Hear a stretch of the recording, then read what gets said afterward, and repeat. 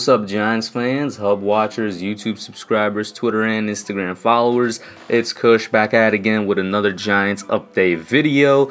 In today's video, I got two things to talk about. One of them is a general, actual update on the team's moves in the offseason.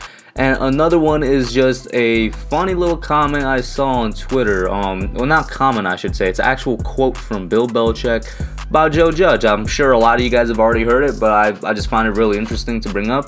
And that's the whole reason I haven't even made a free agency review video yet, because our free agency isn't really over. Like, we're still trying to make moves, or at the very least, we're still on the move to get some players. Starting off right here in the video, the defensive lineman Danny Shelton, he is visiting with the Giants today per Ian Rappaport.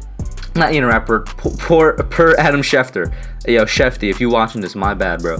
But per Adam Schefter, he is visiting with us. He is looking to sign somewhere. The Giants are obviously interested, and this is a guy, Danny Shelton, that if he comes to us, in my opinion, immediately slides into that role that Dalvin Tomlinson left when he went to the Minnesota Vikings. Now, I wouldn't be mad at this signing. I would actually be really happy with this, because I feel like he is one of the more perfect Dalvin Tomlinson replacements. Like, we've entertained the idea, and by the way, I want to say, even if we don't get him, we don't need him. I just want to put that out there. Like, we really don't need him. In my opinion, our defensive line is strong as it is, and we could move forward. The season could start today, and we'll be just fine. We might be just as good or even better than we were last year, in my opinion, from the defensive line stand of things, because you have the option to shift Dexter Lawrence over to nose tackle or have BJ Hill play nose tackle, and I think you'll be fine. But I will say, I wouldn't be mad if we pick him up either, because Shelton is literally the perfect DT replacement. What is he, like 345?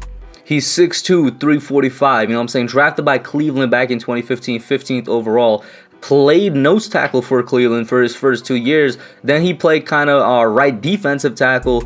And when he went over to New England, he was a defensive tackle / left defensive tackle. So basically, once again, nose tackle. And then in his 1 year with Detroit was also left defensive tackle. This guy, he's literally just going to come in and slot right in for Dalvin Tomlinson.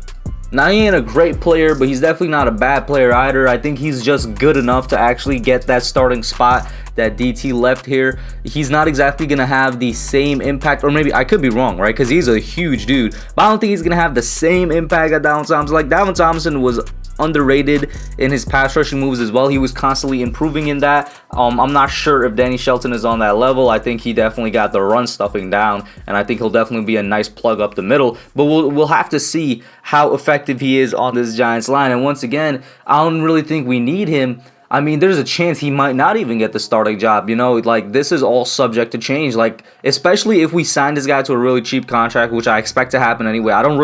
If we go out there and we give this man anything more than like $7 million, $8 million a year, I'm going to really be questioning it. I think we should sign him to like a vet minimum deal. There's not really a lot of teams out there, coveting for Danny Shelton. He's kind of out there in the market.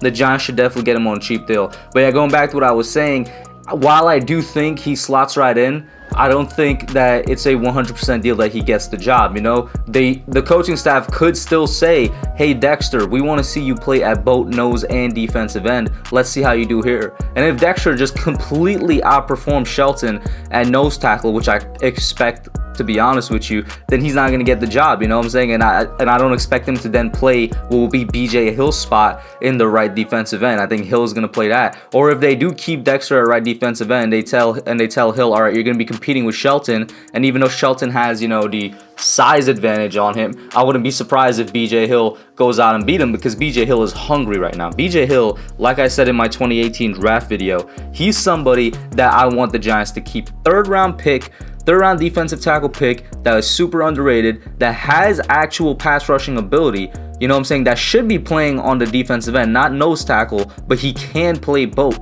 He's somebody that's on his rookie contract as well, and he's going to be coming up at the end of that this season, so he might be playing out of his mind. He might be doing whatever he can to get the job. He might be doing whatever he can to stay in that starting lineup, because he hasn't had starting snaps since his rookie year. It decreased each year since. So BJ Hill, just out of pure hunger, might be better than this guy.